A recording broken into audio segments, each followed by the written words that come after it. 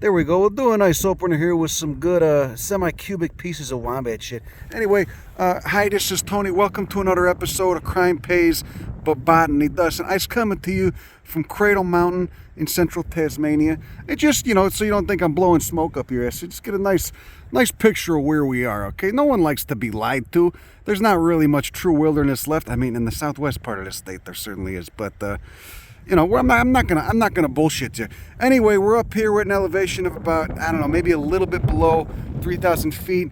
It's December, I don't know what date it is, December 5th or something, which is equivalent to June 5th in the southern hemisphere. So this is summer. This is like just starting to get into another month left before peak summer. We're about to hit the summer solstice down here in a few days. So lots of daylight. Sun only goes down for about 6 hours, but it's still frigid, as you can see. I mean, there's people wearing parkas. I'd say it's about 40 degrees. You can see snow up on those peaks. The wind makes it feel like it's down to like 32 right now. I'm wearing 4 layers, but you got a lot of interesting flora going on here, okay? All right, not to mention, the least of which, that Richea pandanifolia. Leaves kind of look like a pandana, which is a tropical plant, but that's actually in the blueberry family, Archeri. So we're going to take a little stroll around, show you some of the endemics here, Tasmanian endemics, and like this Athrotaxis, those quote-unquote pencil pines up there. No relation to pine trees at all. They're more closely related to redwoods. They're in the genus Athrotaxis. Remember, they used to grow them at San Francisco Botanic Gardens and Arboretum, and they'd last for about 10 or 20 years then die. Seeing where they grow in a habitat makes sense now because it's frigid up here, and especially with San Francisco having longer, drier summers, they don't I can see why they wouldn't do that well. Anyway, a lot of Gondwanan relics, a lot of relics of a time period, maybe 80 million years ago, 50 to 80 million years ago, when Australia and Chile were connected to Antarctica, and Antarctica had forests on it. So let's see what's going on. Here we go. There you go, Athrotaxis cupressoides. Got the 3 different taxa, 3 different species, including 1 hybrid of Athrotaxis up here. This is cupressoides. This is the most cold tolerant one. It's often covered in snow in the winter. Okay, and a relative of the redwoods. I think there's fossils of this from South America too. Certainly this thing was growing on Antarctica back in the day. What you're looking at there are microstrobili and megastrobili. So that's a female cone maturing right there, the larger one, and then those all those more plentiful tiny little cones, those are the microstrobili. The male pollen cones, all conifers, are wind pollinated. Wonderful trees. They can live up to 1,000 years, if not longer. And you look at the bark, it kind of does indeed, it looks like a redwood. Growing right in the water right here, right in that frigid water. See, you know, the Athrotaxis, there's just a wombat over there just hanging out. I wonder if he's the same one that's shitting all over the place. Anyway, here we go. Here's Bellandina montana. I'll show you a better specimen. Proteaceae is the family right there. Got Glycenia alpina, the alpine fern, super abundant here. This is a leptospermum species, Myrtaceae, the eucalyptus family. One of the epacryds right there, nice. Blueberry family, Archeri. Over here, you got Richea pandanifolia, a young one. This is the one I just showed you that can get upwards at 20 feet tall. All right, looking like a damn monocot, but it's actually related to blueberries. It's one of the southern hemisphere heaths, the epacryds, the epacryd subfamily of Archeri. Look at it. You ever seen a wombat before? He looks like a ground koala. See that? Look at it. Cute little fat bastard. I love this guy. Look at him. Just going to town, munching on the little grassy grass. All right, everyone's loving him. He's getting a whole lot. He's got a whole audience here, getting a whole lot of attention. He deserves it too. He don't even mind about us, all right? But he does shit in a square. Okay, that's kind of notable. I don't think they want you to do that. I don't think they want you to actually approach the wombats.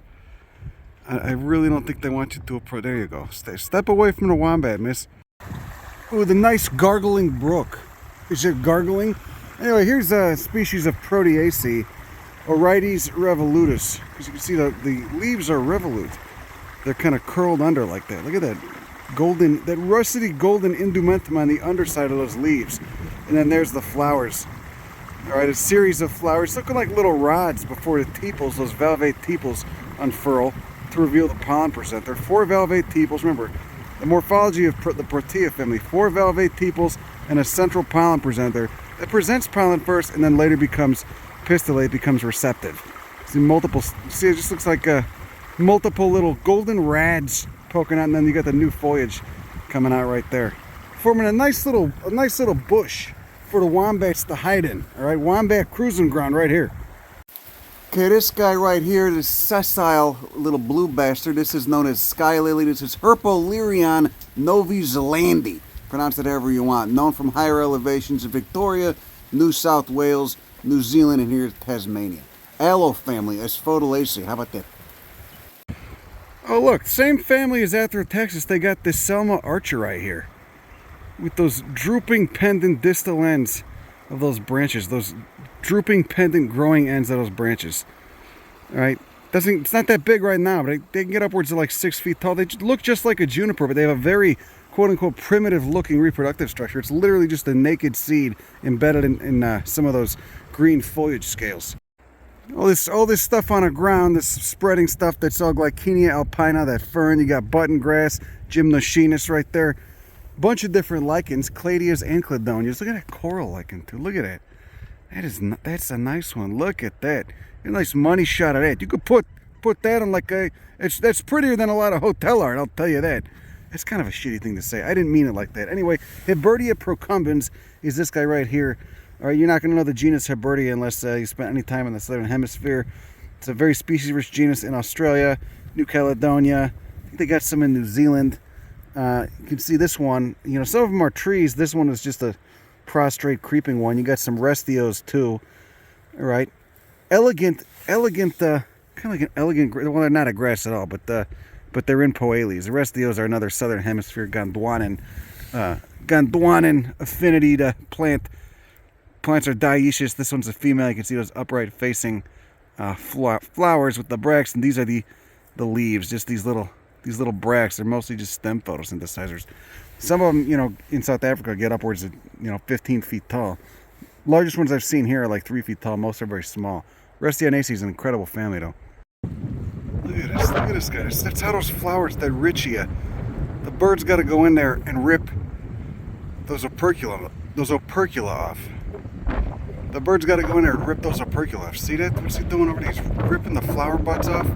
Not the buds, but the what would be the fused petals, the corolla, exposing all the sexy parts, all the stamens and whatnot.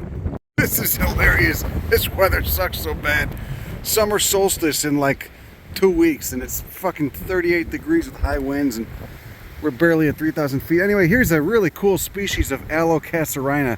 Okay, this apparently is a female. You can see what look like cones. They're actually infructescences with quite a few dozen seeds in there that will open. There's the actual female flowers right there coming out of the just coming right out the stem. It's stem photosynthetic, so those leaves are those little tiny things that are barely even a millimeter long at the nodes, those white things. Okay, so Alocacerina is in the oak family, or excuse me, the oak order. Phagales, it's in its own family, Cacerinaceae, which of course is exceptionally species rich down here in Australia, and they have nitrogen fixing root bacteria in the genus Frankia in their roots. Look at those new flowers on it. Oh yeah, and I think almost the entire family, all the species in the family are dioecious, so individual plants are male or female. Individual plants will only produce male or female flowers. So a really weird one, but it works, especially in dry areas. This is not a dry area, but they're large trees that resemble pines that actually can be invasive in Mexico, but all over Australia, on up into New Guinea. Saw quite a few weird members in New Caledonia. Look at those flowers. And a lot of them, again, are fire dependent. So these little cones will open when exposed to fire. Well, they're not cones, they're fruits. But you get what I mean. Infructescence is nice. Anyway, here's a male of that same Cacerina. These are what the staminate flowers look like. You can see they're just on a little spike. Almost, it looks so much like a conifer. It's pretty remarkable. The whole family kind of all look like conifers. But there's some really remarkable members.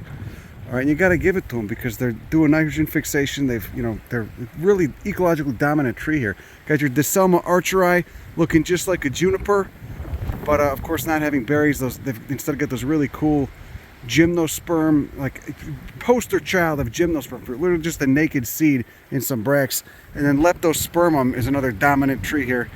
Okay, Eucalyptus family Myrtaceae, and those are not buds. That's emerging vegetative growth. There'll surely be flowers in there.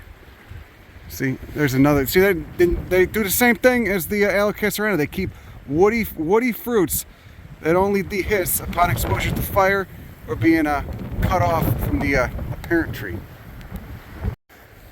There you go. There's some nice Melaleuca for you. Also in the eucalyptus family, Richea, but they'll form these flowers and then just continue growing. They'll form these terminal flowers and just continue growing. That's that apical stem right there will just continue growing out of those flowers when they're done, forming little woody indehiscent fruits that you can see stay attached right there. See that? I wonder how old those are. Lots of seeds in there though, and they're quite likely still good, despite those fruits being a year or two old, a couple years old. So many members of Richea, another very dominant family down here in Australia. And this one's easy, and there's about, I don't know, 10 dozen members of it maybe in Tasmania of this family, Epacaridaceae, the Epacrid subfamily. This is a species of Epacris, got ericoid foliage, very prickly, notable orangish red calyx, 5 white petals. Oh, it's hailing now. How about that? So nice. And I really feel like I got the whole subpolar experience going on here. I mean, it's really, it's fucking unbelievable. Oh yeah, that's nice. Look at that.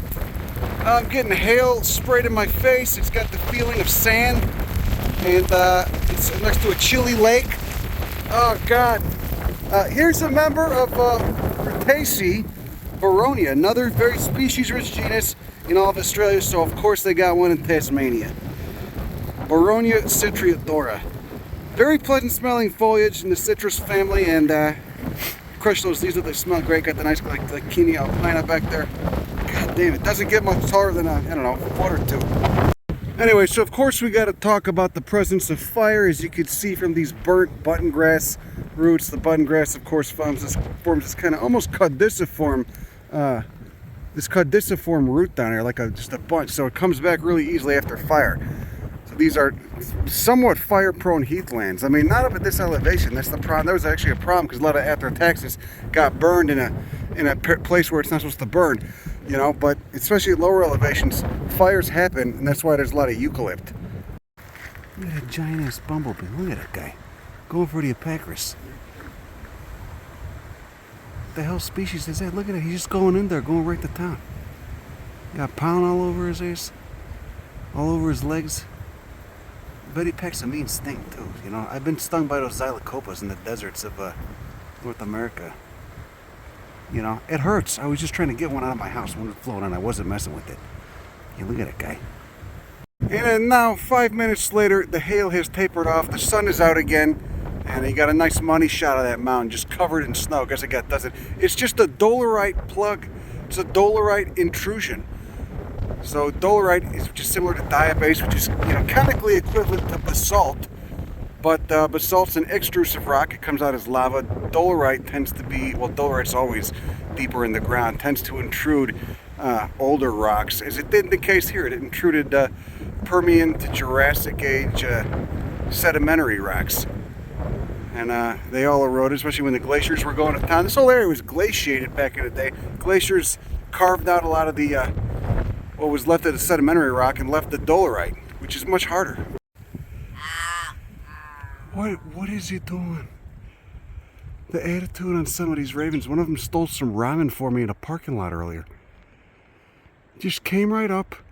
You know, you're not supposed to feed him, of course. He told me he's going to get me in trouble. You can see he's hanging out in the eucalypt. 2 species of eucalyptus up here at these elevations. Eucalyptus coccifera and Eucalyptus subcrenulata. Subcrenulata, I believe, tends to be a little bit more short. It's got yellower bark.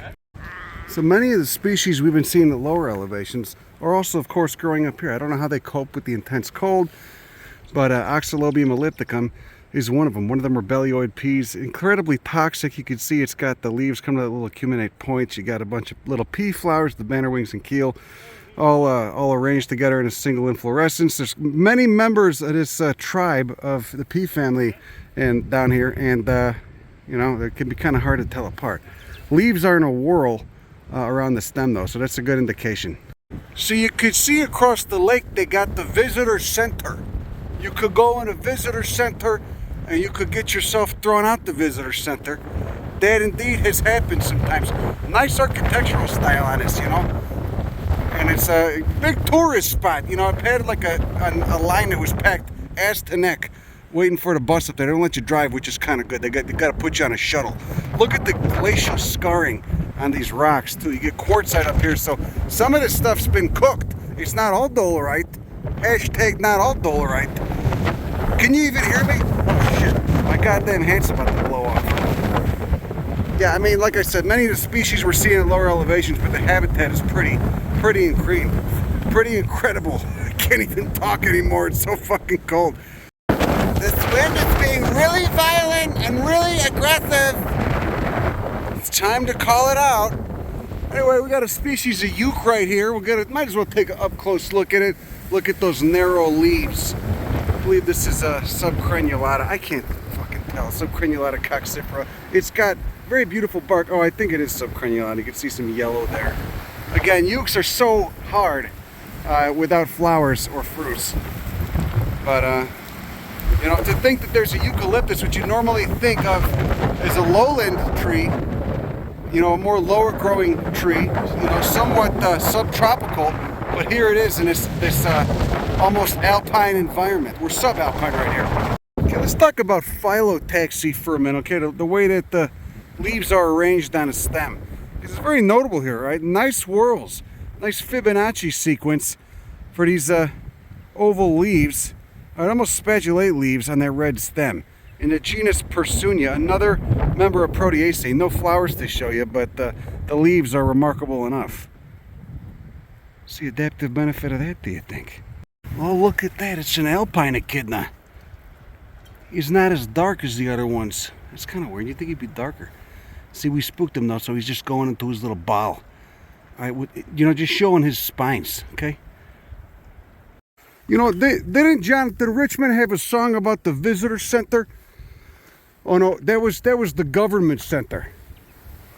I guess it's different. Is it the same thing? Visitor center, you get a pamphlet, use the bathroom. They got a nice bathroom at the visitor center here. You can see they're using quartzite to lay the way for the trail. More Hebertia procumbens in a uke forest of coccifera or subcrenulata. Oh, what's this? A euphrasia. There we go. Euphrasia striata. Orobancaceae. You can see the styles left over from the flowers that have already post-matured. Oh, we're getting a little bit of diversity in what's otherwise kind of a homogeneous landscape. One of the paper daisies growing out of a wall of this seep. Could it be a helichrysum? What do you think? Linear leaves, the bright white abaxial surface, kind of pointy. I can barely move my hands anymore. I'd like to take a photo of this so I could later figure out what the shit it is, but I'm afraid I'm not going to be able to move my fingers. But you can see it's doing well here. I'm going to have to go to the hashtag visitor center and warm my hands if I don't get banned from the visitor center. Helichrysum milliganii. Oh, it's hailing again. Look at how much that scape elongates. So that same thing is going to happen there. Helichrysum milliganii. Milligan? Who was Milligan? You know, I knew a locomotive engineer named Milligan. Real foul-mouthed bastard. Hilarious. We bonded over a shared love of George Carlin. He's a half-black locomotive engineer in Stockton. Fucking great guy. Wonder where he is now. He fucking hated the company we worked for. He would go on rants about them. Oh, it was fucking hilarious. I loved working with him. Loved being his conductor before I made the mistake of getting a locomotive license and getting stuck in that fucking horrible seat. Oh, you got some more diversity. You got a Drosera up here. See that? Growing right by this seep with all the quartzite. There's that helichrysum just nestled in a bed of moss. You know, I dedicate this episode of Crime Pays to Dwayne Milliken, wherever he may be. Anyway, there's that Baronia. Wonderful scent to those leaves. Oh, look, it's another epacrid. There's so many of them here. And, you know, you look at that parallel venation on the undersides of the leaves. You know it's Epacridoidea, the epacrid subfamily Ericaceae. White flowers. Man, something smells like a fart here. And it's not me, okay? My gas has not been that bad today. See, that fart smell. I gotta get out of here, man. You get the leptospermum. You know, I think we're gonna go to the east where there's more diversity. It's beautiful here, don't get me wrong, but we've been lurking in this general region of the west for a few days. I'm really interested in the conifers here because I think they're fascinating. They harken back to the Jurassic, you know, and their isolation up here where it's so cold is pretty remarkable. But you know, there's not a lot of diversity in terms of plant life. Some really interesting stuff that is here. I'm not knocking you. I love you, Baronia. Okay, love you, Proteaceae. But it's kind of getting a little old. Look at the Pursunia. That's nice. All right. Well, all that traipsing around up here, and I can see the sky's blue now. Now there's mosquitoes out. I'm sure in 10 minutes it'll be chilly again. All that traipsing around up here, and we did find Tasmanian endemic, not just a Tasmanian endemic plant, but a Tasmanian endemic plant family. This is from the family Tetragona. This is Tetragona tasmanica, order Saxifragales. Supposedly a sister family to Haloragaceae, which is another bizarre plant family that's somewhat common in Australia. You can see the leaves. You got a dentate margin, kind of spatulate leaves. Very distinct venation on those leaves. Not flowering yet. Got old flowers still on there. You can see them. That's what the fruit looks like a little, just a little papery capsule. Is that 4 carpels? Yeah, I guess that makes sense. Tetragona, 4 carpels. I'd really love to show you a flower though. And there's the flowers. Oh, there's one just starting to emerge. You can see that. See that? Just growing in a scree pile of dolerite. Just right beneath the Eucalyptus cocciferus and subcrenulata, named after the subcrenulate margin of the leaves. And that's a raspberry right there. That's a rubus species. How about that? Rubus gunnianus, is that it? Right here we got some dwarfed Nothofagus Cunninghamii. These of course can be trees that are 4 diameters across the breast height, but they're not going to reach that here, growing such exposed at such harsh conditions. Right here we got Richea scoparia, another apacrid, Ericaceae. Notable, see those are the opercula, which the little coverings that have to be ripped off by snow skinks or birds to get the nectar inside, and then exposing all those stamens, and then pollinated by insects. Assisted pollination. There is nectar in there, so you can pull those fused corollas off and taste it. Very sweet. This is a weirdo too. Really weird genus, Exocarpus Insantalaceae, a hemiparasitic flowering plant, can photosynthesize, but also is going to steal a little bit from primarily eucalyptus, neighboring eucalyptus shrubs. So actually I don't see any eucalyptus here. I think it's kind of a generalist. It's going to steal from whatever's around.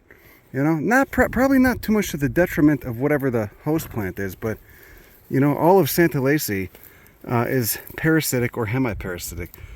You know, no leaves, just photosynthetic stems, but it does produce edible fruit. It's got a kind of a juicy petiole that holds the fruit, and then the juicy petiole acts as a bait berry to entice other birds and mammals to come by, eat the petiole, and then, you know, shit out the, in doing so, eats the actual fruit and seeds too, and then shits it out later. Never mind, this species doesn't have a bait berry, I guess.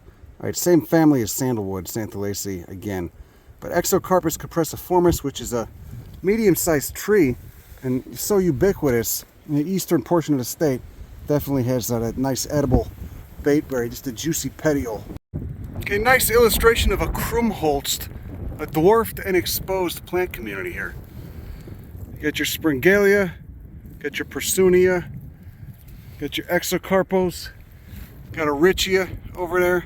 Looks like the opercula have already been ripped off. Ericaceae. A nice exposure of, this seems to be quartzite. It could be dolerite too. I mean, the rock is so weathered I can't really tell. Dolerite is usually black. This looks like it's got a little bit of a pinkish quartzy tone to it. Look, tiny restios everywhere. Pygmead eucalyptus that's probably 15, 20 years old, maybe older. Bowera, rubioides, Cunoniaceae. It's all exposed. All growing exposed. Right above Dove Lake. And there's Cradle Mountain. I think it goes up to like 5,000 feet, which is high for Tasmania. That's high for Australia. You can see all the nice little particles of snow blowing around. It's really a really unique habitat, the subpolar thing. You know, again, how long ago did Antarctica look like this? 20 million years, maybe a little bit. The shores of Antarctica certainly had this kind of plant life more recently, maybe 5 million years ago. Most schizophrenic weather I've ever experienced, more so than a summer in San Francisco. Anyway, here's the other Gnothophagus species in Tasmania, on the Isle of Tasmania. You can see those flowers too. Staminate flowers, just dangling little stamens out of those axillary flowers. It's the deciduous species, so it drops its leaves in winter. I think it's the only deciduous tree in Tasmania. As cold as it is here, there's no deciduous trees besides this Gnothophagus gunnii. Beautiful, beautiful species of Gnothophagus of southern beach. Surely this, or a recent ancestor, was on Antarctica only 5 million years ago. At least on the shores before, because I'm sure when it started to glaciate and freeze over, I'm sure the inland part of Antarctica froze over first. God, I love thinking about what must have grown there. It's so wild, man. It's so goddamn wild. Anyway, these can form a large tree. Oh, wow. Rather glandular leaves, too. These can form a large tree. A small tree. They can form a small tree, but you can see right here, they're just kind of growing krummholst. It's kind of flattened against the side of this slope right here. Because I'm sure they just get blasted by the wind. And then here we got Leptospermum nitidum. Shiny tea tree. Very unique capsule compared to the ones that grow down below, like the manuka, the Leptospermum scoparium. Just a little capsule, just like the ukes, axillary capsule, but you got those 5 that star-shaped those star-shaped seams in it. And then looking over the drainage of a nearby lake, we have a wonderful opportunity to compare Athrotaxis cupressoides and Athrotaxis selaginoides on the left. It looks like you got a little bit of dieback. I wonder if they got that Phytophthora up here. I think they do. They had these little boot brush stations, you know, when you're waiting for the bus up here. And both these can get much larger. Yeah, obviously they're somewhat pygmied here. They're dwarfed here because they're growing in such an extremely cold environment, especially in the winter.